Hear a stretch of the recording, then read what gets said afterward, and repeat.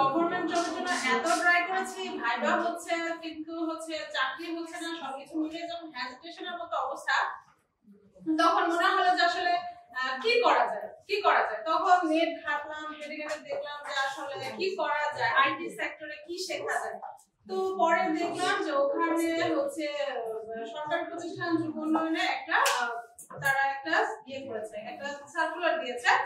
সেই সার্কুলার গুলো ছিল এরকম, সেটা হচ্ছে যে কম্পিউটারের বেসিক, তারপরে হচ্ছে ওয়েব ডেভেলপমেন্ট, তারপরে হচ্ছে আরো এরকম তারা বেশ কিছু বিষয় শেয়ার করেছে। তো আমি ভাবলাম যে ওয়েব ডেভেলপমেন্ট বিষয়টা মনে হয় ইন্টারেস্টিং। আমি আমার এক ফ্রেন্ডের কাছে খোঁজ নিলাম যে বিষয়টা আসলে কি, বলো আমাকে। সে বলছে যে এটা অনেক ডিমান্ডেবল একটা সাবজেক্ট, যদি তুমি পারো মনে হয় লাইফ স্টাইলে তোমার দাঁড়িয়ে যাবে। তো পরে ভাবলাম যে ঠিক আছে, তাহলে আমি এটা মনে হয় ট্রাই করবো। আমি গেলাম যুব উন্নয়নে, যাওয়ার পরে ওখানে পরীক্ষা দিলাম, ভালো রেজাল্ট হলো, ভর্তি হলাম।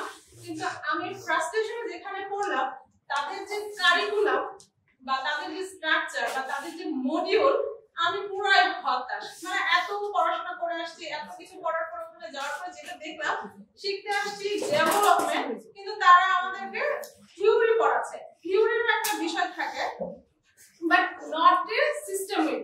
কোনো কিছু দেখলাম যে সিস্টেমেটিক না, তারা ডেভেলপমেন্ট শিখাচ্ছে উইদাউট ডিজাইন, আর সবকিছুটা হজবরল। প্লাস হচ্ছে যেটা তারা আমাদের শিখাচ্ছে সেই অ্যাবাকাস, তারপরে হচ্ছে সেই 400-500 বছর আগে কম্পিউটারের যে বিষয়গুলো সবগুলো থিওরি। মানে আমি 7 দিন ক্লাস করেছি ননস্টপ, শুধু থিওরি আর থিওরি। আমি আসলে ওকে শুধু কমেন্ট করে যে হচ্ছেটা কি আসলে। পরে এসে মানে তখন আমি আমার এক ফ্রেন্ডকে বললাম যে এই ঘটনা কি করা যায়। তখন সে বলতেছে আমি আসছি এখানে জাস্ট ঘোরার জন্য, টাইম পাস করার জন্য, কিন্তু তোমার ক্ষেত্রে যেটা মনে হচ্ছে যে তুমি কিছু শিখতে চাচ্ছ, তো তোমার জন্য আমি একটা প্রতিষ্ঠান সাজেস্ট করতে পারি, সেটা হচ্ছে ক্রিয়েটিভিটি। তুমি যাও, আমার মনে হয় তোমার কিছু একটা হবে। তো পরে মনে হলো যে আসলে আচ্ছা ঠিক আছে, এখানে আসলাম, কথা বললাম, কোথায় যেন একটা ভালো লাগা কাজ করলো। ইউটিউব ঘাঁটলাম, তারপর হচ্ছে ফেসবুক ঘাঁটলাম, দেখলাম যে না, ক্রিয়েটিভিটি যে তাদের যে সিস্টেম, ইটস ইমেজিং, মানে ভালো লাগার মতো। আমার খুবই খুবই খুবই ভালো লেগেছে। তো পরে ভর্তি হলাম। আমি প্রথমে ভর্তি হয়েছিলাম RWD 2214 তে, যেখানে আমাদের মেন্টর ছিলেন শ্রদ্ধেয় রাজিকুল হক স্যার। তো স্যার যখন ক্লাস নিলেন, স্যারের কথাবার্তা শোনার পরে আমার জাস্ট ভালো লাগা শুরু হলো যে না, ওয়েব ডিজাইন আসলে একটা মজা। যেখানে আমি 7 দিন ধরে ক্লাস করার পরে অ্যাবাকাস, তারপরে হচ্ছে আরো ওই যে টুকটুক সে 100 বছর আগে 200 বছর আগে কম্পিউটার শিখছিলাম, এখানে আসার পরে দেখলাম যে না, ওয়েব ডিজাইন আলাদা একটা সেক্টর, এবং ওখানকার যে সিস্টেম আর এখানকার যে সিস্টেম অন্যরকম একটা ব্যাপার, ভালো লাগার মতো। রাজীব স্যার ক্লাস নিলেন, স্যার বললেন যে এটা খুব কঠিন একটা জিনিস, কিন্তু আপনারা যদি শিখেন ইনশাআল্লাহ ভালো করতে পারবেন। মনোযোগ দিয়ে স্যার ক্লাস করলাম, হোমওয়ার্ক করলাম, দেখলাম যে না, অনেক কিছু ডিফারেন্ট। তবে একটা জিনিস আমার ভালো লেগেছে সিএটির বা ক্রিয়েটিভিটির, সেটা হচ্ছে এভরিথিং ইজ সিস্টেমেটিক ওয়ে। সবকিছুর একটা স্ট্যান্ডার্ড সিস্টেম আছে। মানে একটা স্টুডেন্ট সে যদি মনে করে যে আমি এখান থেকে প্রপারলি কিছু করব, আমার মনে হয় তার পক্ষে সেটা পসিবল। আসলে এটা না বললে সত্যি মানে কম হয়ে যেত, মানে ক্রিয়েটিভিটি।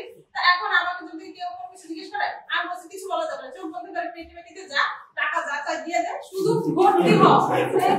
কি একটা ভালো লাগা কাজ করবে যদি তুমি মনে করো পরিশ্রম করতে পারবে। তোর যদি মনে হয় যে তুমি পরিশ্রম করতে পারবে, চেষ্টা করতে পারবে, তাহলে মনে করবে চোখ বন্ধ করে টাকা আসবে। আর কিভাবে আসবে না সেটা পড়ে, তুমি মনে করো তারা সিস্টেম ছিল, তারা কাজ দিবে, তারা হচ্ছে তোকে একটা সিস্টেম দেখাবে, তুই শুধু ওদের কথা পুতুলের মতো শুনতে থাকবি, একটা পর্যায়ে কিন্তু দাঁড়া গেছিস। কিভাবে দাঁড়া গেছিস সেটা তুই বুঝতে পারবি না। কিন্তু বিষয়টা হলো যে সিআইটি সম্পর্কে কিছু না বললে আসলে সত্যি মানে কম হয়ে যেত।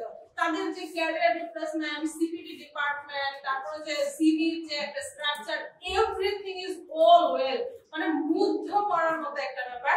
থ্যাঙ্কস ফর মনির স্যার, এরকম একটা প্রতিষ্ঠান তৈরি করার জন্য। আমাদের মতো যারা আছে কিছুই জানি না, তো তাদের জন্য, তাদের লাইফটাকে দাঁড় করে দেওয়ার জন্য আসলে এটা অনন্য সাধারণ একটা প্রতিষ্ঠান। সবচেয়ে মজার ব্যাপার হচ্ছে বাংলাদেশের মানুষের এখনো একটা টেন্ডেন্সি কাজ করে, সেটা হচ্ছে গভর্নমেন্ট জব। যে কাজটা আমি নিজেও করেছি ব্যক্তিগতভাবে, মনে হয় 27 বছর পর্যন্ত শুধু ট্রাই করে গেছি যে না, যে কোনো মূল্যে আমাকে একটা সরকারি চাকরি হতে হবে।